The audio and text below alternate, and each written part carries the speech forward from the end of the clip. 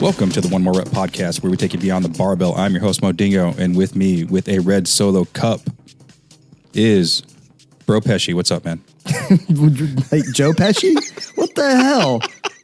These like I've been Bro Billy and like Brocephus, yeah. Bro Billy, Brocephus. Ever since you retired, man, are you losing your mind, Mo? We did take out your back and put you down. Put me down, yeah. I got rabies or something. Mo hasn't shaved in like a week. Oh, it's probably when's the last time you went a week without shaving? When I went to Jamaica last year. This retired life, man. He come in, he's like bumping reggae music. All kinds of smoke allegedly. Yeah. Rastafari Mo over here. Driving 5 miles an hour down the road. Yeah. Mo, you're on the wrong side of the road. Oh, no, I'm good. All right. So thank you for all the likes, follows, subscriptions. Thanks for posting all of your friends and family members that have not become part of the One More Rep podcast family. And if you didn't do that, shame on you. I'm just saying, Mo. Yeah. We're trying to take world domination. Yeah, and they're not taking it seriously. Guys, it's time. All right? Like, you may think, I know I joke just a little bit, but this is serious time. World domination, 2018. Yeah. It's happening. Speaking of world domination, we've added a couple more countries as far as followership. I never even got this info yet. We got Jamaica. We got figure, ironically, right? yeah. We got Jamaica, we got Ireland and Romania. So that takes us up to 35 countries. And we've also added a couple of states. We added Nebraska and Louisiana. So now we are down to 2 states. So if you know anyone in Wyoming or Rhode Island, we need you to get on that. Gosh. Wyoming and Rhode Island. Anyone? You guys know anyone Does there? Wyoming even have internet? I don't know, Mo. Do they? I think so. Oh. All right. Well, Wyoming, what's up? Yeah, Rhode Island, what's up? Get on that. Stop. As always, we'd like to thank our sponsor, 75 Clothing. Check them out at 75clothing.com, making badass gear for your badass ventures. They sent us a nice, awesome care package. And as Brody's wearing here, if you're on the YouTube, you can check that out. 75 logo and the nice American flag there on the back. Hold on a second, Mo. You always do something to me, right? Mo always gets me. He always gets me. So, I got, here's a close. Sweet. Yeah. So, I got Mo. I give him his shirts from 7.5. They sent me and Mo. And, I rocked my black one. Let's put this up for the camera. I rocked my black one a couple days ago, man. It's like this one. I just like how they fit. We talked about last episode, dude. They do CrossFit and they know what we like to wear. And I'm just, who doesn't want a freaking American flag on their shirt? Yeah, I'm just saying, if you don't, then stop listening to us. Yeah, veteran-owned, operated company. Again, they are CrossFitters, so they understand what it is we like in terms of apparel. You know, not too flashy, not too crazy, but still really solid designs, sick designs. And they also do special orders because you're using them for a competition you got coming up here soon. Yeah, and custom gym orders. Which is huge, like for our members. Yeah. And looking on the website, they seem to have sales pretty regularly. So I think one they got going on right now is like 10% off. I'll take that 10%. But anyways, before we start, so I've been waiting for this for a long time. Mo just retired. And I was thinking, what can I get Mo for a retirement gift? He's laughing because he's nervous. He's nervous right now because I can go all sorts of directions. So I got him something that we'll use today. All right. It's in a nice, oh yeah. On the outside, it says bottle breachers. And for those of you that aren't familiar with bottle breachers, that is another veteran-owned company. I first came across them on Shark Tank. Yeah. And it's a husband and wife company, and the husband is a former Navy SEAL, and the wife, I think, started the company on one of his deployments. Right. And when he came back and they finally decided, it was time for him to hang up the uniform and start to raise a family, they started making these bottle openers out of 50 cal shells. And this one is a nice Air Force Blue. Air Force Blue with a skull on it, fashioned in the form of an American flag. And on the back, it says Senior Master Sergeant Mo Dingo. Thanks, bro. That's fucking awesome, dude. Yeah, dude. I appreciate it, brother. Yeah, absolutely. So, and I got some special beers for me and Mo to drink today. I tapped into my own personal selection Of beer? of beer, and I brought that. We got some German beer to drink today. Nice. Instead of this stuff that's local, we went over the pond, baby. Awesome. So this week's episode, with the CrossFit Games being over for about a week now, and to continue on from our when and why you should compete, this week we're going to talk about competing at that next level. And if you reach back and you remember, it was episode 18 where we talked about competing at first, and that was more geared towards newer CrossFitters who, you know, as a coach and owner, you see them, they're progressing, and they're still lacking a little bit of confidence. And maybe the way to get the next step, that, you know, a little bit more ego, a little bit more belief in themselves, is to have them compete. You know, you put them in between the lines, and I mean, you obviously don't set them up for failure. You let them learn a lot about themselves. Mm-hmm. As what It's what we do in CrossFit. We're in here every day. Yeah. And I forget I was talking to you about this. We're in here every day. It's cool to test yourself. Actually, it was someone that was dropping. He's like, he definitely was interested in the competitive side. I'm like, yeah, it's good because we train all the time. Why not test it? It's like all these troops, all they do is train to fight. Uh-huh. Well, they want to fight. Like they really do. At some point, yeah.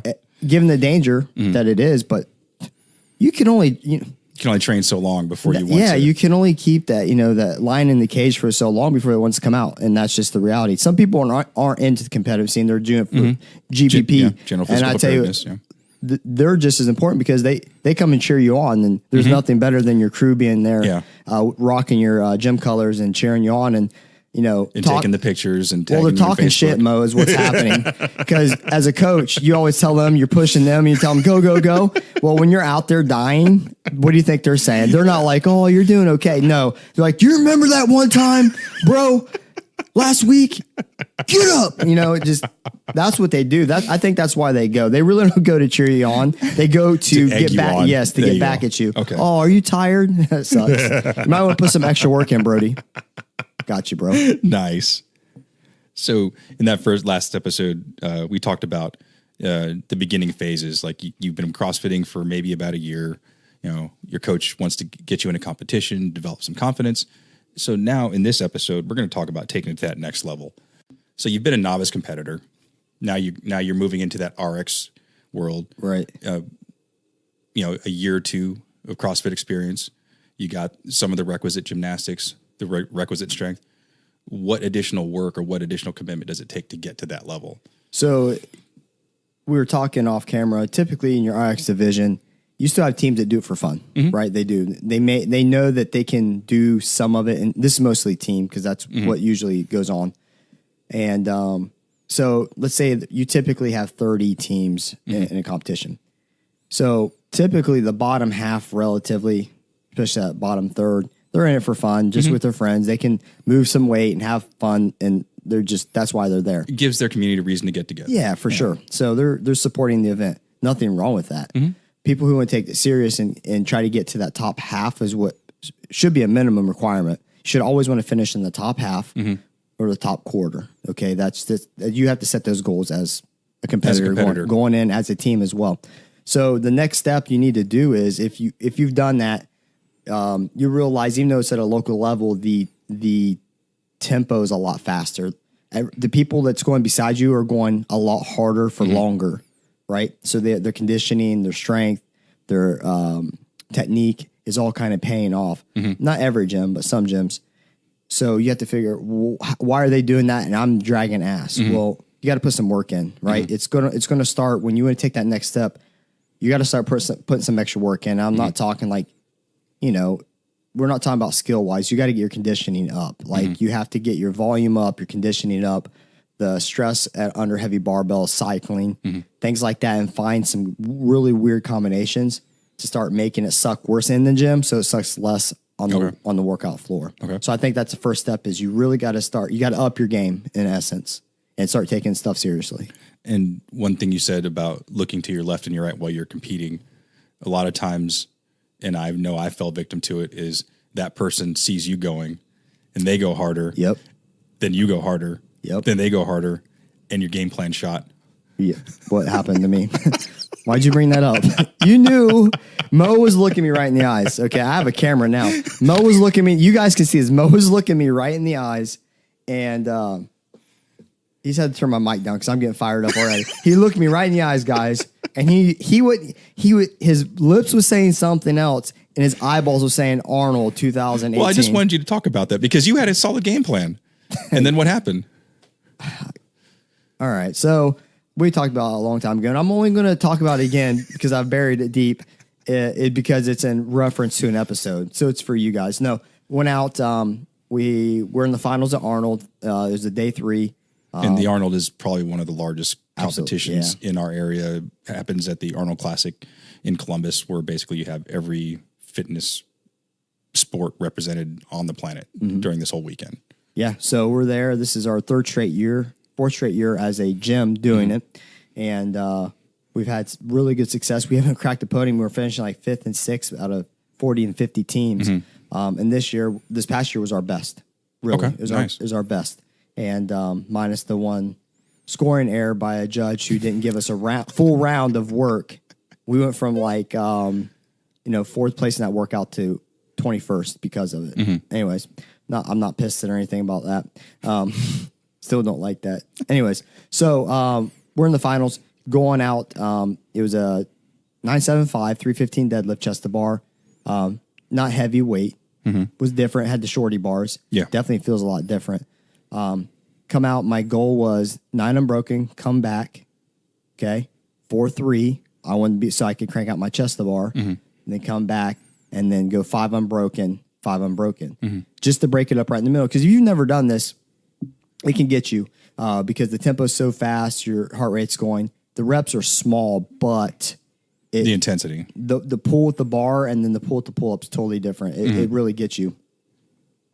So come out 9 unbroken. We're all there, they were all on the bar at the same chest to bar at the same time.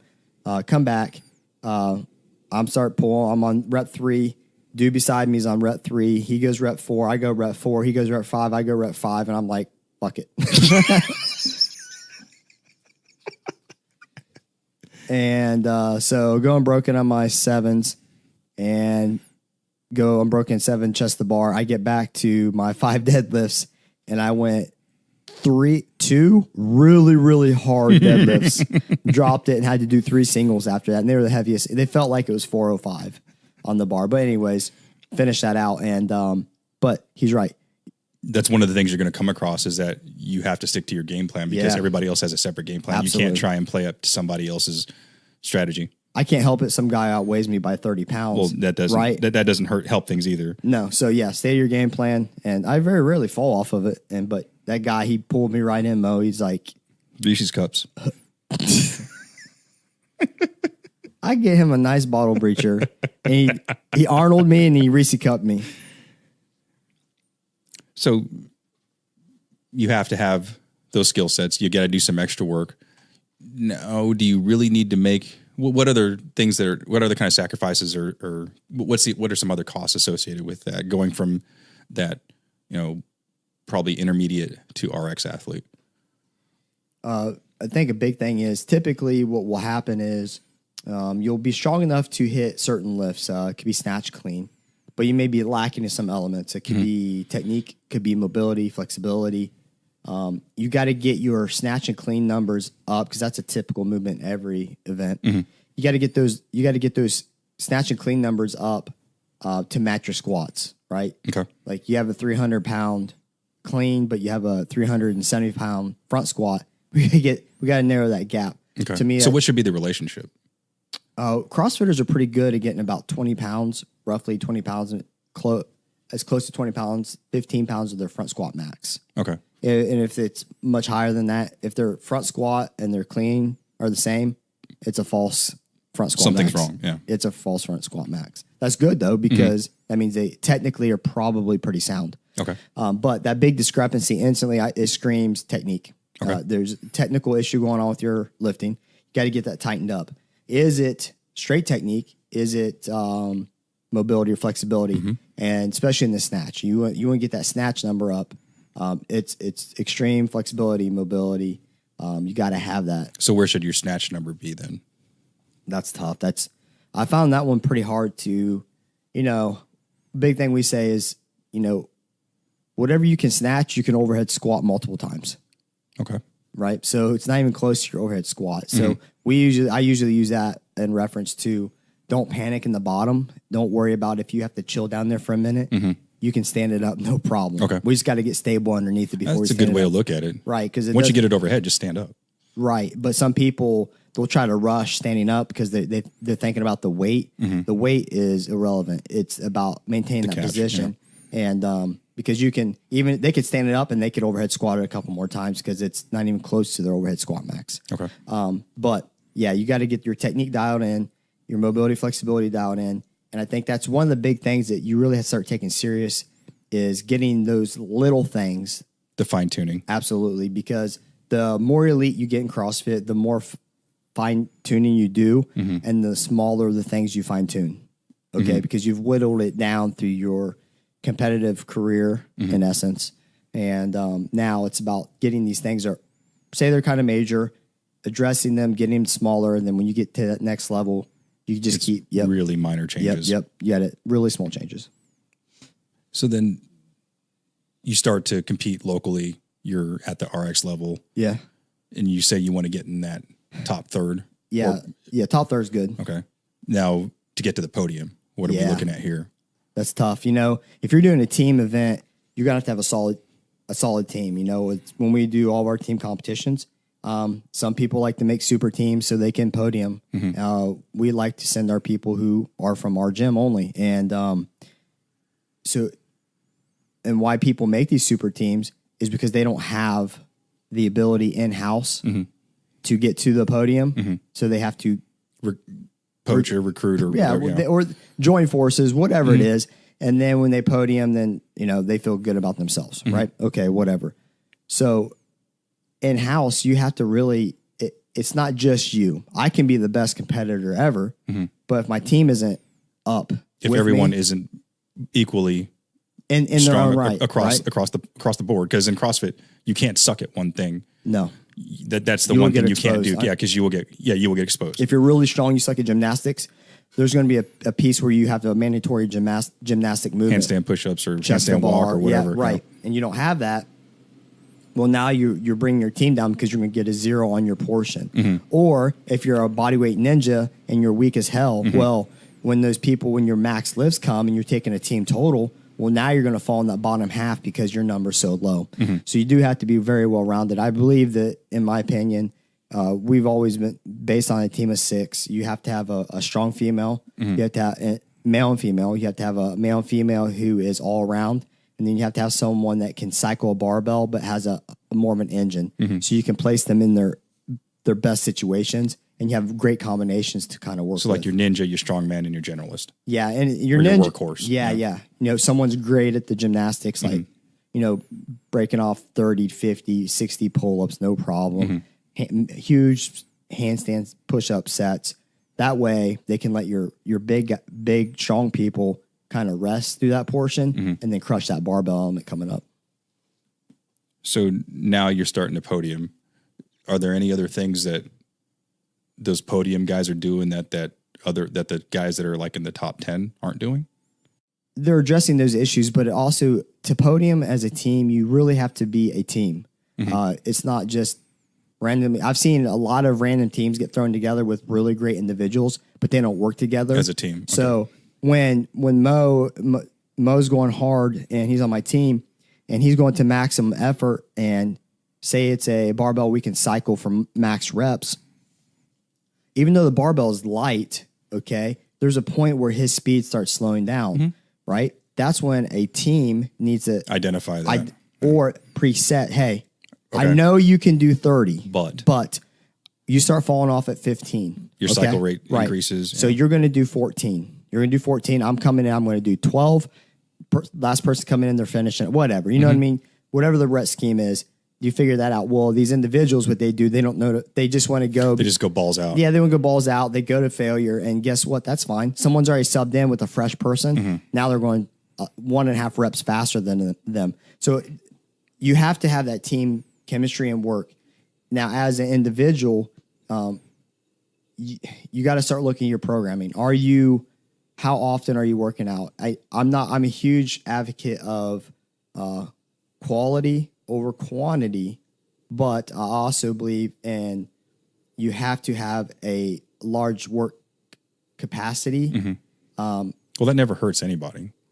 Never hurts anybody. Yeah. But what I mean is, you have to have the volume, proper volume. I think there's volume that can be too much, and then there's proper volume, which is kind of for competition training purposes. Absolutely. Okay. Right. Just so we'll give an example here. So when we do our strength, our WOD, our extra work that day for anybody who wants to do it, mostly our competitors, but whoever they want to do it, it's tailored that day to separate itself from the workout. So we're not double dipping on You're things. not taxing a system too much. Right. Okay. So if we're really heavy that day, we're going to do a more endurance type based workout. So because our CNS is smoked, we're going to kind of chill. I'm not going to go heavy again.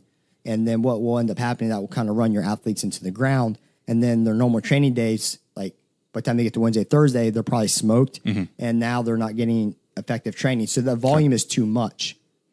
If you do smart volume. Yes, you got to do proper volume. Proper volume is, yes, I can do a lot of work and I can program a lot of work. If you program it properly, their capacity is going to go much higher than a gym that is just like, let's go heavy, which I'm cool with.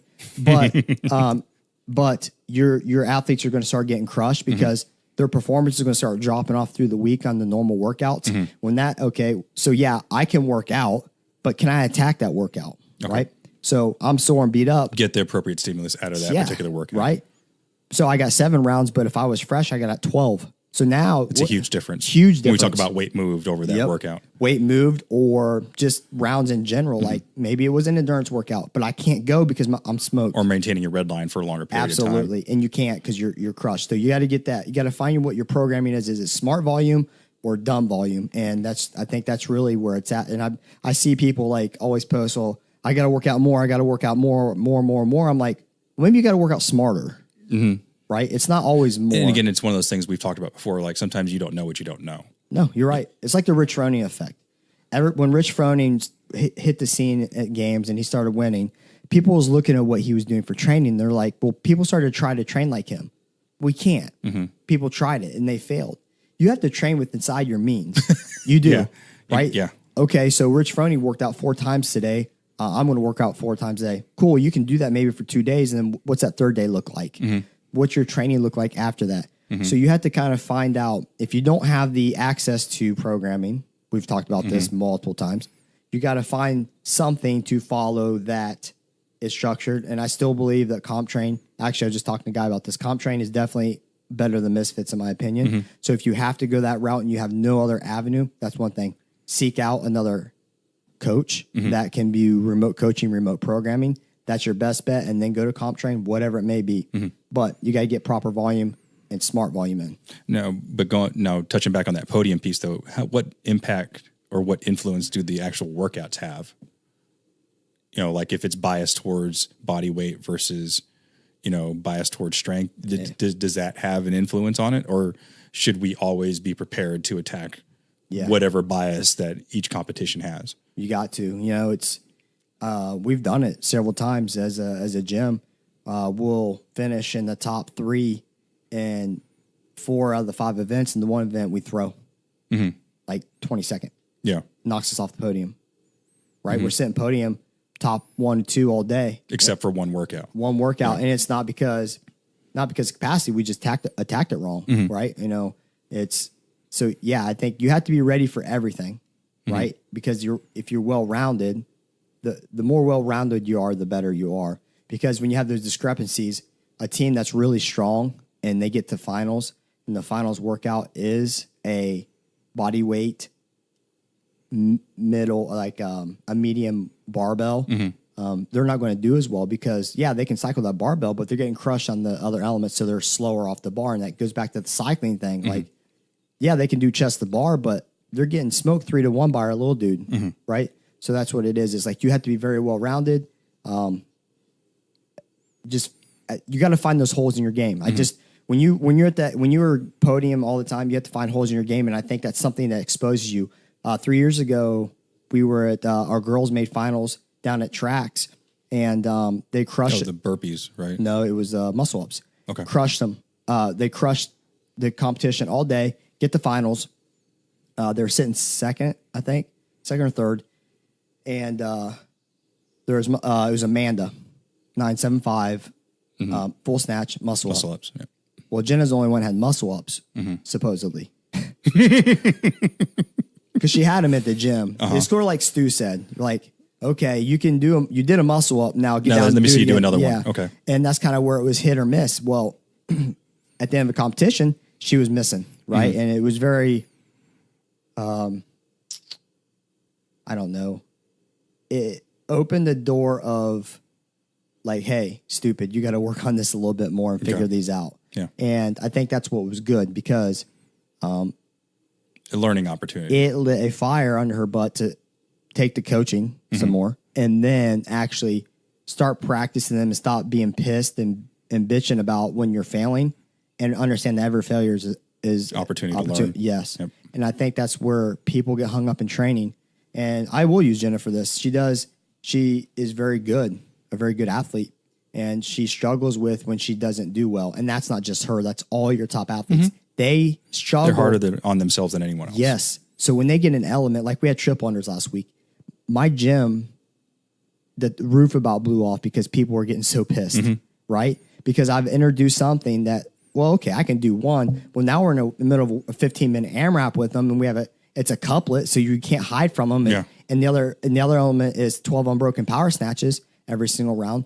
So now you got to get them in a fatigue state, right? People were not happy, Mo. They weren't.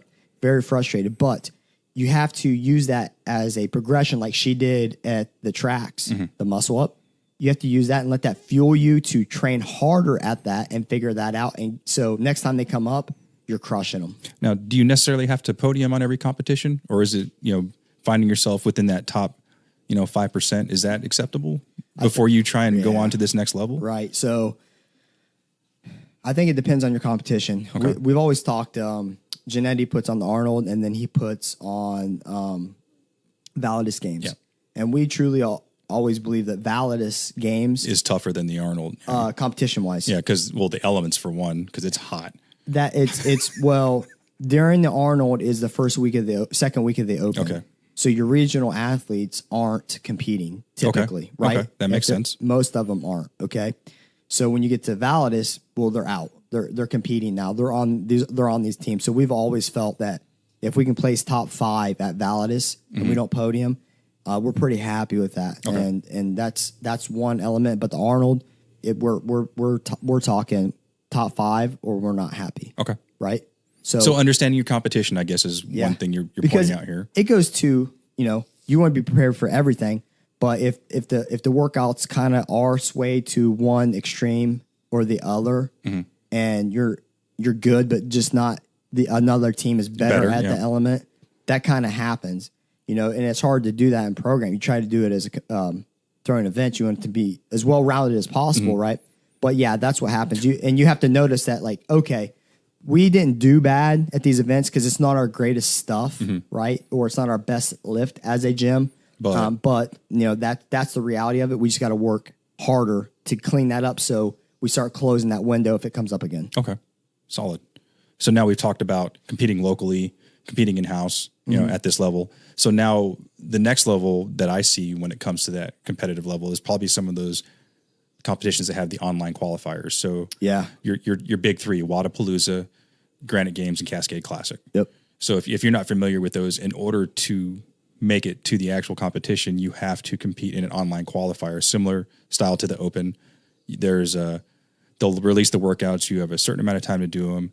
and you have to meet certain requirements, like whether it be video or have a judge or all that sort of stuff. So it's kind of following that open format. I would see that as the next evolution in competition. Yeah, I think we can actually hit this in two different ways. One, you're talking about RX Athlete. I think this is a great way to test your programming and your training mid-competition season or post-competition season, because Wadapalooza is getting ready to come up. It's in January. But the qualifier, I think, starts in September. Okay. August or September. The first online qualifier comes out, right? You just had Granite Games qualifier I think it's in June. So your mid-competition season there, if you're looking at competition season. And then obviously you have the Open, and then Cascade Classic is also a fall. Yeah, they're right around the same time as Granite Games. Right. So those qualifiers are a really good way to kind of, hey, where am I at against people that's not local? Okay. And what am I doing is what I'm doing working against people across the nation, right? So you can kind of see that. Now, as take it to the next level, yeah, you got to hit these qualifiers. If you're an individual competitor and that's what you want, say where Mo's kind of going with this, we're trying to set it up to people who want to do well in the Open and go to regionals. This is where your ultimate test is. Are you in the elite division of the men and women? What do you look like? How's your workouts in comparison? And what kind of holes do you have to clean up before the Open? Because I truly believe, I was talking to my buddy Zach. He listens to our podcast. He actually qualified as an individual for Granite Games. He got injured, so he had to just pull out on a freak accident. But I was telling through text messages, we'll talk back and forth about stuff actually just like this. And I'm like, look, your ultimate goal is the Open, right? The CrossFit world revolves around the Open. Yeah. We'll just go ahead and admit that. Yeah. Your ultimate goal is to do well in the Open, set yourself up to do well enough to make it to regional. Because in my opinion, he should already have been a 2 or 3 time regional athlete. This is the way it is. And just taking a step back for reference, and I'll use Wadapalooza for a specific example. With them, they have a RX division, but above and beyond that, they have the elite division. And those are the guys that you're seeing in like heats 3 and 4 in the games. Right. So just to kind of give you a reference of what level of athlete we're talking about here. Right. Absolutely. So, you got to set, what is your goal? Is your goal to qualify for Granite Games and go there and win Granite Games? Is that your goal? Or is your goal to qualify for Granite Games and be like, okay, I just verified my training. Cool. I just qualified as a male elite athlete in the individual division. My training has been verified. I am on the right track because I'm going to be competing against some of the same guys when the Open rolls around. Okay. Right? So then that's what I want to. Are you concerned about winning the Granite Games and going there and winning? Qualifying. Those are two different things. Right. Yeah. Because should he have went to Granite Games? Yeah, I think he could have. I think it's good to kind of see what that training, that tempo we talked about earlier, going against those elite, because that's the kind of heat you got to bring when it comes into the Open, because you're going against the same people, right? And the workouts, I think, are a little bit harder at Granite Games than what the Open is. So it kind of tests you on a whole other level as well. And for me, like what Brody's talking about when he's saying like getting on the competition floor and seeing the speed and the strength of these athletes, the thing I can equate it to is when I was in high school, I had the opportunity to work as a ball boy for a couple of college all-star games, like, the Orange Bowl, the Senior Bowl and things like that, blue and gray. And I remember being a high school sophomore and seeing how big and how fast these guys were moving, that I knew at that moment in my life I had to focus on academics because I was not going to make it in Division I college football. Same thing with volleyball. I was an avid volleyball player when I was younger and had the opportunity to watch the U.S. national team play. I'm sitting up in the stands. I'm like, they look all right. Got down to court level, and you see how big and how much ground they're covering and how high they're jumping and how hard they're hitting that ball. I'm sure it's the same thing. Like the first time I went to regionals, and I'm watching guys, because at the time we had Panchek and Froning, Bailey, and seeing these elite fittest humans on the planet, seeing how fast they move and how effortlessly they move, and some of them didn't even seem necessarily overly taxed at the end of the workouts. And I'm like, dear God, these people are on a different level. I got a pretty good example here, with the Open just ending. we had a local Amanda Barnhart from Centerville CrossFit. Yep. She actually won an event. Yeah, first time. Yeah, That's really, really cool. Yeah. Coach Mitch Lyons, going to give you props because, some people didn't. But I think athlete coach is a huge, important relationship. And I think that they and that's that next piece we're going to talk about here. And they have that. And she got into the top heat on it was a snatch. Actually, is what the CrossFit community voted on.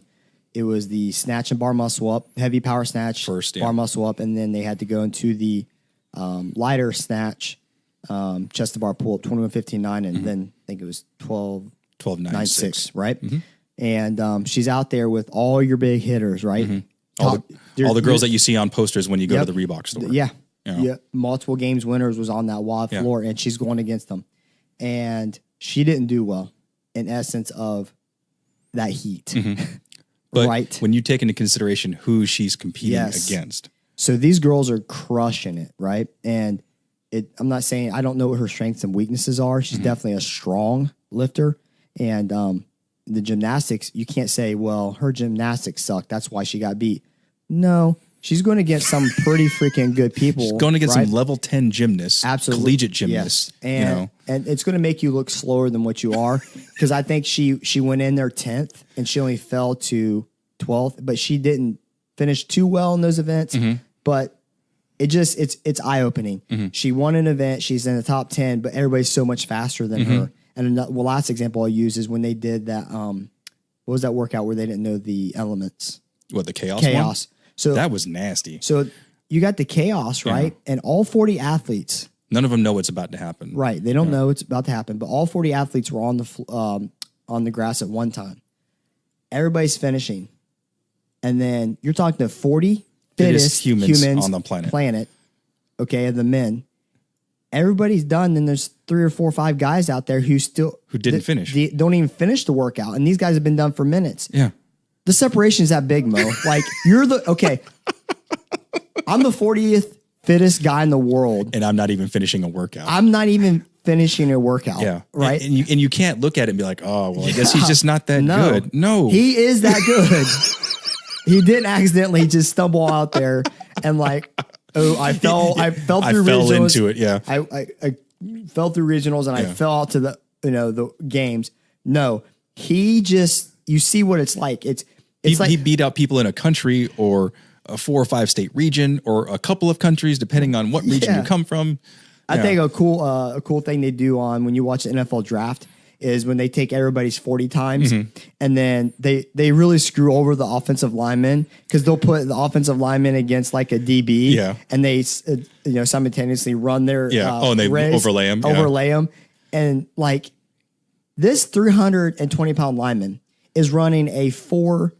You talking about when they overlaid Jadeveon Clowney and Johnny Manziel? They do a lot, but I'm saying these 340-pound defensive linemen ends and defensive ends, they're running a 4.640. Yeah, faster than what I'm going to run. Right, but and you're like half the size. Right, but they look so slow when they're running against someone that is running a 4.2, a 4.240. Yeah, but you talk about freakish athletes when they had Jadeveon Clowney overlaid with Johnny Manziel, and Clowney ran like a 0.1 faster than him. That was obscene. Right, and he weighs 100 pounds more. Yeah, exactly. Okay, back on topic. Now we're talking about these elite, probably fringe of going to regionals. Yeah, they obviously have the requisite skills. They obviously have the requisite strength, but things like diet and training and having a coach. Yeah. I'd imagine that's that next step to get you to that level. Got to, yeah.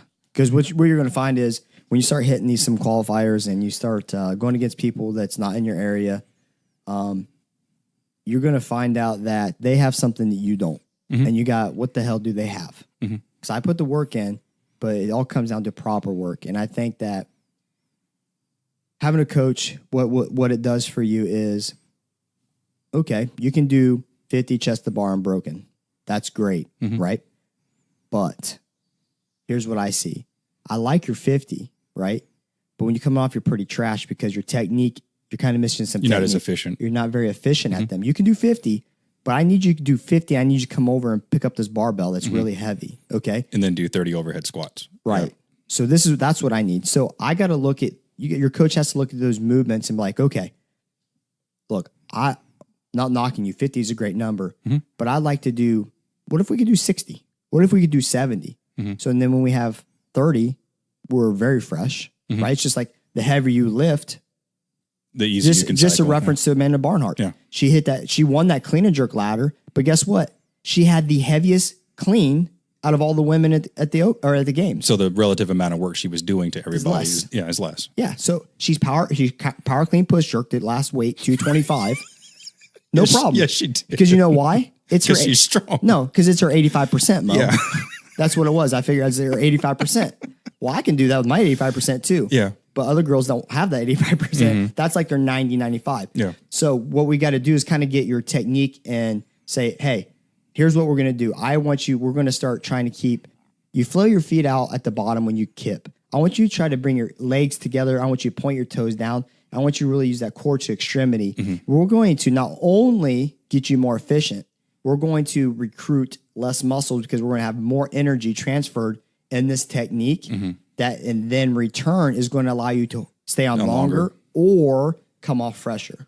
That's what you need a coach for, to find out these small things that they already have, they can do, but make them better. Just fine tuning everything. Got to, right? Hey man, I'm glad you can clean and jerk 350, but what about 375? Because this is what I'm seeing. You're missing you're very unstable in your shoulders, right? You're missing, you can clean that shit all day, but you're missing the jerk. You got some stability issues. This is what I'm seeing. Show them the video I take, okay? See your right shoulder? It's very unstable in that jerk. It's collapsing because there's something going on in there. We're going to have to get with the PT here and see if we can get some stuff figured out, make sure we get that stability set up. So now when you get underneath that heavier clean and jerk, it's no problem. So having that coach that can point out your areas that you need to improve on, fine-tuning your game, will in turn make everything more efficient.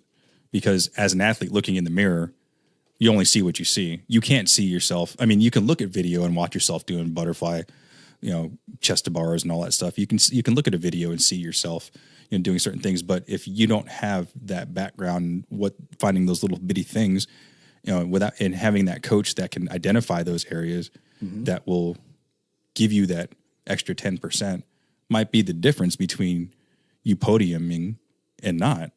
Or making top 20 in the open or Yeah. not. Yeah. You finish in 40th or 50th, that you probably didn't have a coach because you're good enough. If you finish, You have the requisite skills. You are good enough. You probably don't have a good coach, and or you don't have a coach. or like you don't just have a said. coach at all. And I think that I want to touch on with that is like the good thing about having a coach and having some input is, even if it's remotely, hey coach, I have this video. Can you check it out? Just didn't feel right. I can review it. Okay. Cause you've talked about, Michael Jordan would not make a great coach. Because he didn't understand why everyone couldn't score 40-20, Right. 40-10-10. Yeah. Right. So great athletes, if they can recognize, like, look, I know I'm doing something wrong. I can't see what I'm doing wrong because they're an Something doesn't feel right. They're an Yeah. athlete. Hey, can you check this video out on my snatch, my whatever it is? Yeah. Hey, here's what's going on, man. Your weight shifting to your toes. We got to keep that midfoot and heel so we can keep driving through that floor. Okay. Because when you get too heavy, you're hopping forward. You hopping forward is going to kill that lift, right? Having that coach with the instant feedback, guess what that gets them? Next day, they can apply it. That's what Or it even is. right there on the spot. Or right there on the spot if they have the coach there. That's what's critical, because now there's no wasted times between training. And if you do something that's a bad repetition, you do over and over again, it's still bad. Yeah. Even if you're getting the weight up, it's still bad. It's still bad. But also, sometimes a coach can explain something to an athlete that the athlete doesn't understand they're doing incorrectly. Absolutely, because you don't feel it. Yeah. This is what I do. Well, okay. Well, when you come to this position, and you feel, and you start, and your elbows start dropping down. Okay. I need you to drive that out. Oh, well, why do I do that? Well, just, okay, do that a couple times and then tell me how you feel. Oh shit, that feels way different. Yeah. Yeah. And I think there's great teaching points, because we've talked about it where we were talking about when we run clinics, kind of how you have a 3-hour block, you can introduce some smaller, like Micro changes to people. It's cool when you have a coach, even hands-on, especially hands-on, because mid-WOD that they're coaching, that you're working out in, like, hey, bro, you're really coming up on your toes and your pistols. Let's work today, the rest of these reps. I don't care what your score is, okay? I don't care what it is, but I want to make sure we can keep that full foot flat, okay? And then we can find, is it mobility or is it technique? Because, well, one side he's doing it fine, the other side he's not. Yep. Right? So here's what I know. You're efficiently going to be much better and faster because you're going to be able to do a pistol, stand up, rock the other leg, do a pistol, stand up. Now your cadence is so much faster. You're cruising because you're efficiently moving. When you can get that, dude, I can stop you mid-WOD and be like, hey, look, you're crushing it, but let's do this today. Forget your score. Every time we get these, I want you to take a little bit more time on that leg, but I want you to force yourself to keep that heel down. I want that heel down every single time, because guess what? Even though they're a competitor, even though they want to score high, not to beat everybody, because that's just how they're wired, right? They're just wired that way. When they walk away with a win like that, like, dude, my last 60 pistols on that leg, my heel was down. That's amazing. I've been doing pistols for 3 years, and my heel has never touched the ground. That's a huge win to them. And last thing I want to cover, and I think it kind of sums all this up, is like the commitment. Because, we talked about diet, nutrition, and that sticking to a diet is harder than sticking to a training program. Yeah. Taking the time to meal prep, taking the time to talk with maybe even a nutritionist at this level. If you don't have a coach that doesn't have doesn't have the ability to wear both hats. Well, let's talk about that real quick, because we did talk about this off camera. We want to talk about nutrition, and I think why it's pivotal is, especially when the 5 pounds we talked about. Right. Yeah. So women out there who struggle mostly with their gymnastics, they're like, well, I have chest to bar, but like after 20, I start to fall off, have to go to smaller sets. Well, you got to look, you're very fit, clearly. Okay. But can we lose a little bit of weight? Not in a bad way. It's not body shaming. It's like, this is the reality. If you're 5 or 6 pounds lighter, I promise you that your gymnastics will highly improve. Your body weight movements will highly improve. Box jumps, burpees, handstand push-ups. Less weight you have to move. Less weight. And I've found that 5 to 6 pounds for female is critical if they have it. And then men, you got to, your big boys, 215, which you got to get them closer to 205, because when you get those toe to bar, bar muscle ups, chest to bar pull ups, those really take a hit on them. Yeah, and I can personally testify to that, because I just got to the point where I was able to cycle some bar muscle ups, and I got really sick, and I gained a bunch of weight because I had to take a bunch of medication, and I gained about like 8 pounds. Went to go back and do some muscle ups. Yeah, and that's no joke, right? It is. So don't think it like, hey, look, let's look at your diet. What's going on? We need to cut something down, right? You're 152 pounds. Let's try to get you 146. Let's see what happens. Worst case scenario, you lose weight, and that's at the worst thing that happens is you lose 8 pounds. Right? Okay, let's tighten up your nutrition. Yeah, let's dig into that. Let's get that dialed in. Let's bring you down, and then let's see how you perform at that weight. Let's see how your recovery is. Let's see how your strength is. You're not going to lose strength at 5, 6 pounds, right? If you're talking 15, 20, absolutely you can lose strength. You'll get it back, but whatever. That's huge, and it's worked for our female athletes especially, and our male athletes. I mean, you got to tighten that nutrition up, not for only performance, but efficiency and movements, right? And then doing all these things, you said you're going to do extra work. You're going to have to spend some extra time making those micro changes, and all those things add up to time is what it all basically boils down to. A lot of time. And there are some people out there that truly do not have the ability to make that sacrifice of time. You might be a full-time college student, with a job, or you might be, a parent with kids, then you got to go see the soccer games and all that stuff. And I'm not. But Matt Frazier won games. He was a med student? Engineer, I think. Engineer, okay. But 2 years, he won game. He got second, right? He got second. Sorry. Yeah. Sorry, Matt. I know you ain't listening. But if you do, whatever. I didn't. Yeah. No disrespect, bro. He got second, but he was a full-time student. That's still pretty good. That's pretty damn good, right? And then you take Julie Fouché, same thing. Camille. They're in the Josh Bridges, right? They're in the freaking special operator, right? They're in the college. They're in that collegiate, like they're getting ready to graduate. Yeah, they put the time in, but he'll even tell you that he couldn't focus as much on it as he wanted to, but he still got 2nd. He focused enough, yeah. right? And you can do that. When you start saying, well, I only have this much time, I bet you if you got up earlier, you could get stuff done, right? And it's just a matter of like, you have to make sacrifices if this is a path that you want to pursue. And this will go for anything, not just CrossFit. You know, if you want to be valedictorian, you know, if you want to break that 4-minute mile, you know, if you want to be able to get those 100 unbroken double unders, you know, anything that you want to excel at, it takes sacrifice. It's just not going to come. You have to commit to it. And with rare exception, do people just automatically say one day, oh, well, I want to go to the games. Now, granted, it has happened a few times because these people are just like biological freaks. But for the 80% or the 90% of us, it's going to take a lot more than a wish. You got to have a plan. You got to have commitment. You got to have support. And you just have to commit to it. Yeah, and I was telling Mo before we started, like a lot of people won't take a peek behind the curtain until you see what's behind, the curtain. Yeah. Right, and they're like, nope, I don't want that, right? Because, oh my gosh, I see every year. Oh, I'm preparing for regionals. Bro, you're not even making it out of the open. Why are you preparing for something you can't go to? I see on social media all the time, like prepping for the regionals. Yeah. Bro, like honestly, let's be real. Me prepping for regionals, getting my ticket, my hotel, right. Yeah, time off from work. Yeah, right. I'm just saying, like, be real, okay? Yeah. Don't think you're gonna just breeze through the open when you never have, okay? And if you are on that fringe and you were close to making out of the open, then you're not making posts like that. People don't make posts like that are in it. And we talked about when people would who are part of those competitors classes, like, and they can barely clean, the barbell.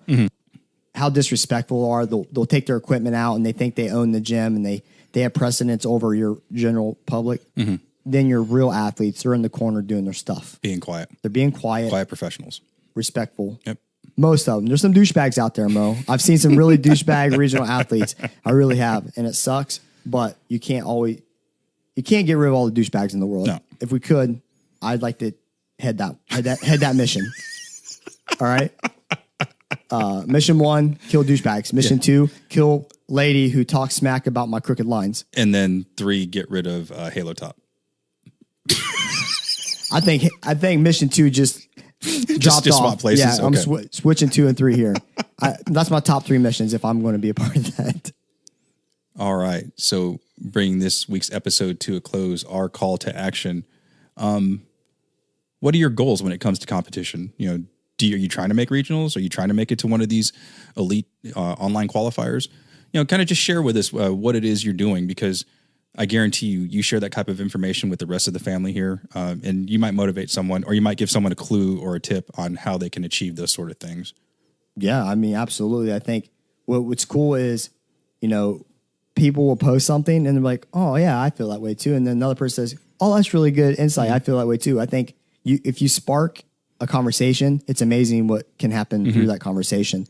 And you'll find that just like CrossFit, I think people who listen to this podcast, you can almost bet you guys are all kind of wired the same, or you would not listen to us. Yeah, you wouldn't be, this is 35 episodes? 35, and we're 700 from the big 10K. From the big 10K. Dude, I've been dreaming about 10K since we started. Like, now it's going to be 100K, Mo. We've got, a lot of work to do. And now we got video, so make sure you check that out on YouTube as well. Once again, we'd like to thank our sponsor, 75 Clothing, making badass gear for your badass ventures. This brings this week's episode to a close. I'm Mo, and I'm out. Peace, baby. Thank you for listening to the One More Rep podcast. You can follow us on Facebook and Instagram at One More Rep Podcast, or on Twitter at Can I Get One More, or shoot us an email at canigetonemore@gmail.com. I was up at it was just midnight. It wasn't that late. It's early for you. And Tony liked one of my things on Facebook. I'm like, what are you doing up, man? Yeah. He's got the baby. Yeah. Yeah.